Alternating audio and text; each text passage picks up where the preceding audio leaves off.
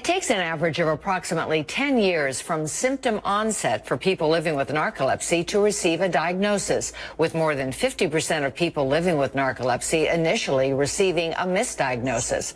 World Narcolepsy Day is September 22nd, a day dedicated to raising awareness of narcolepsy, an often overlooked yet life-altering neurological disorder. Joining us now to discuss this important topic is Dr. Michael J. Thorpy and Jessica, a patient who lives with narcolepsy. Welcome to you both. Thank you so much for joining us.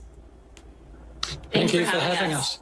And, you know, as I said in that intro, this is really a disorder that little is known about, I think, publicly. So if you will, doctor, tell us exactly what is narcolepsy.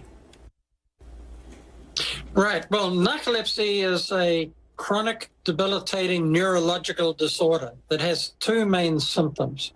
One is excessive daytime sleepiness or tiredness, fatigue that is persistent throughout the day, every day. The other symptom's rather unusual. It's a weakness, but it's a weakness that comes on with emotion. We call it cataplexy. So if somebody is laughing or hearing a joke or telling a joke, they'll get a feeling of weakness. It may be quite subtle, but in other patients, it may cause them to fall to the ground unexpectedly.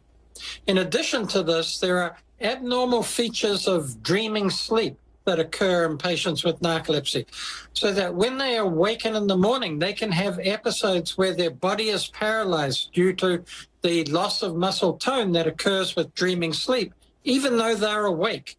My goodness, it sounds incredibly debilitating. So how is it misdiagnosed? Because as I said in the intro, it's often misdiagnosed. So how is it correctly diagnosed? Well, very often, because the tiredness and fatigue comes on slowly, people just think that it's part of their, lifestyle that's causing it, that it's something about them, or that everybody else is just as tired and fatigued as they are. So very often they don't go and see their physician. The most important thing is to go and see a physician if they have any symptoms that they can't control. And sometimes the physicians may not be knowledgeable about narcolepsy, so there may be misdiagnoses. They may think, well, it's a sign of depression, or the person's just not getting enough sleep at night.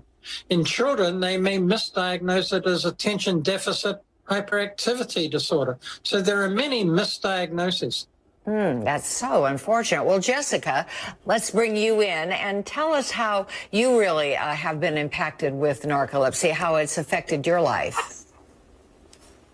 Yeah, so as Dr. Thorpy said, it did take me a long time to get diagnosed. My symptoms started when I was 18, and it took probably about 8 years before I was formally diagnosed with narcolepsy. And I had all the symptoms that he mentioned: the muscle weakness, the nighttime sleep disturbances, the daytime sleepiness. But the muscle weakness was what I was primarily bringing up to my physicians, because that's what was most concerning to me. So I didn't bring up that sleepiness because I thought that everyone always felt that tired. And as a result, they weren't able to connect my sleepiness with the muscle weakness and diagnose me as narcolepsy for quite a long time. So, now I'm in a good place with my treatment, where I feel like I can balance the various aspects of my life a little bit better. But it's still always there as an obstacle. I'm still always tired, no matter how many hours of sleep I get at night. I still have to avoid emotional situations or surprises that might trigger that muscle weakness. So it's always there, even with treatment. Oh, Jessica, well, I'm so glad you were properly diagnosed and have help, and now you can live a better lifestyle, of course.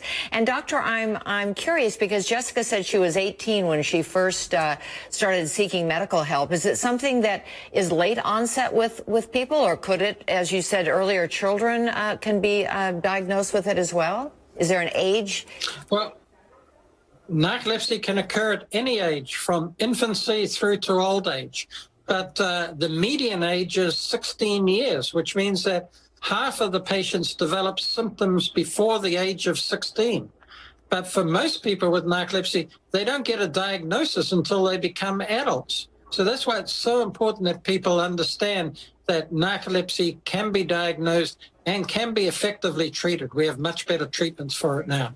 Yes, yes, absolutely. And as we said in the beginning, September 22nd is World Narcolepsy Awareness Day. So we want to thank you, Doctor, and Jessica, you as well, for coming on and sharing this information. Obviously, very important facts to share with our viewers. Thank you so much.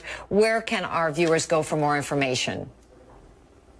So to learn more about narcolepsy and to hear from other patients who have the same condition, I would go to knowNarcolepsy.com. It's a great professional resource with credible sources as well. Great. Good to know. Thank you both again, and wishing you both the best. And good health to you, Jessica. Thank you. Thanks so much. Thank you for having us. Thank you.